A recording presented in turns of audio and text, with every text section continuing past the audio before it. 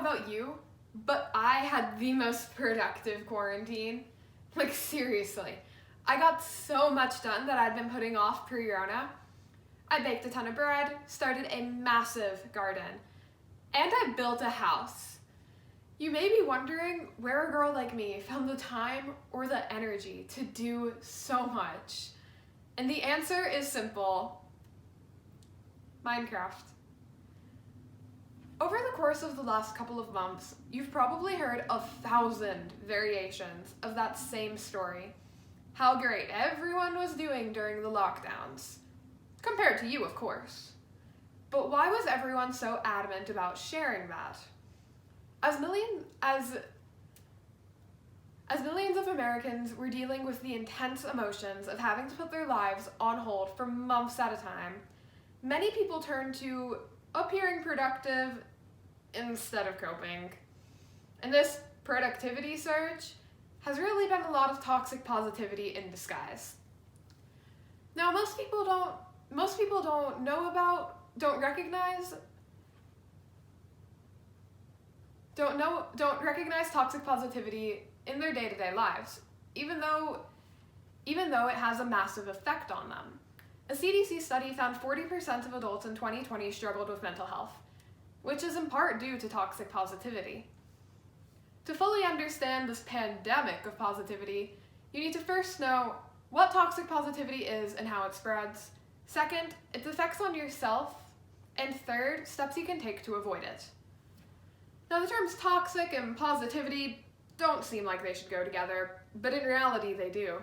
Respected psychologist Seymour defines toxic positivity as an ineffective overgeneralization of a happy and optimistic state across all situations. And now, being positive is not a bad thing, but forcing positivity is. I, along with 72% of Americans found by the Pew Research Center, have a social media account. With the majority of Americans being logged on to social media, we've all seen toxic positivity firsthand, as the internet is a main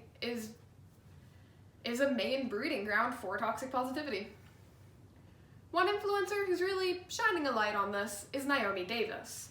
She was able to take her entire family of 5 on a cross-country RV trip during the lockdowns. And according to Vox, her fan base was less than content with the quarantine content.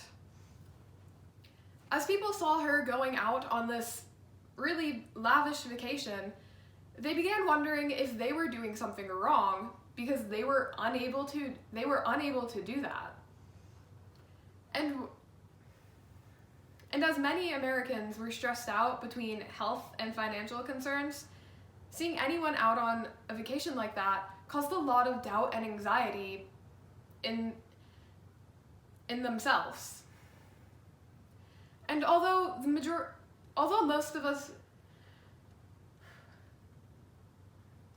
influencers push toxic positivity by only showing the positive aspects of our life. And while most social media users know that the things we're looking at are highly edited and curated, when we are constantly bombarded with a feed of mansions, yacht getaways, and every Californian's perfect view of the beach, it becomes hard to internalize that that is the case. Parents love telling children, if you just ignore the problem, it'll go away. Whether it's a bully at school or a scraped knee.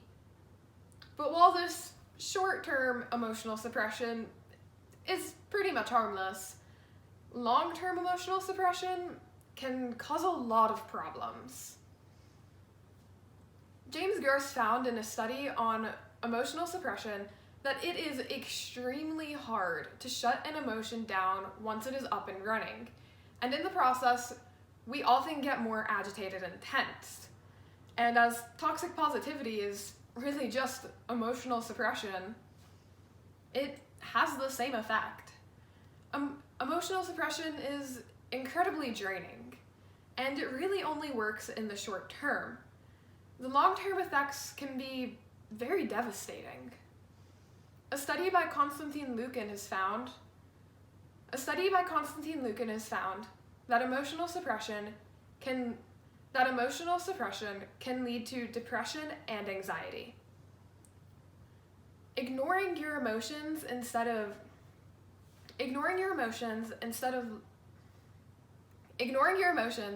expressing them and finding a healthy coping mechanism leads you to have a lingering inner negativity. Even if you don't recognize it, it's there in the back of your mind. And having this inner negativity in your mind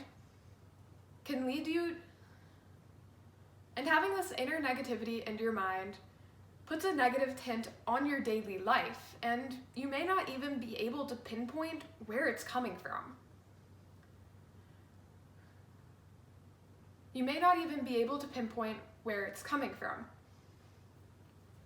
Which then leads to constantly looking for positive situations and interactions.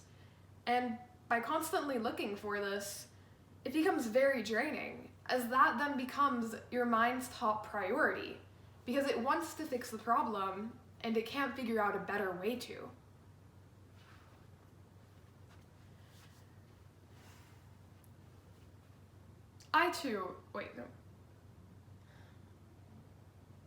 Well, everything I've said I've done over quarantine was in a video game. I too have been toxically positive during these unprecedented times. It can be hard not to be toxically positive, as it's really our brain's way of saying that we're okay. But when posting on social media, whether it's an achievement, a photo of an expensive meal, you need to ask yourself the question, am I looking for people to celebrate for me or with me?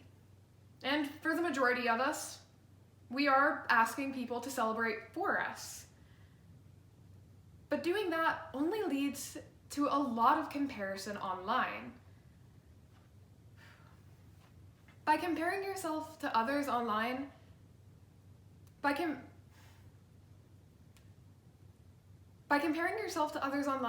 you only make your experience online worse.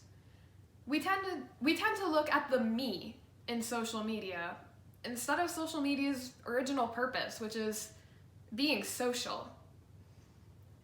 But to get the social aspect back in social media, a good first step is to Marie Kondo your accounts.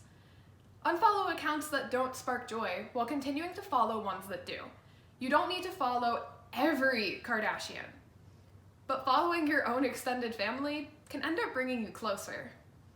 And the second step is to stop invalidating your own achievements. I know I didn't do a whole lot over the quarantines, and other people probably used their time more wisely than I did. And I'm okay with that fact, because I did what was good for me in the moment. We can't all be Isaac Newton inventing calculus during the plague.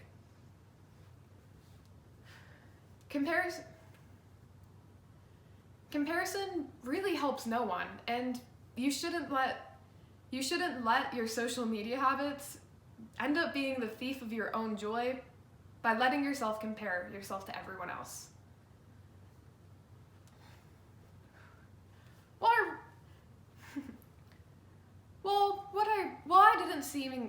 It doesn't look like I was very productive over my quarantine. I did what was manageable and good for myself. I got my schoolwork in, spent time with my family, and finally finished my Minecraft castle. And the important thing to remember, especially during these wild times we live in now, is that you need to focus on understanding and managing your own emotions rather than comparing yourself to other people's 60-second highlights reels. So today we looked at what toxic positivity is and how it spreads, its effects on yourself,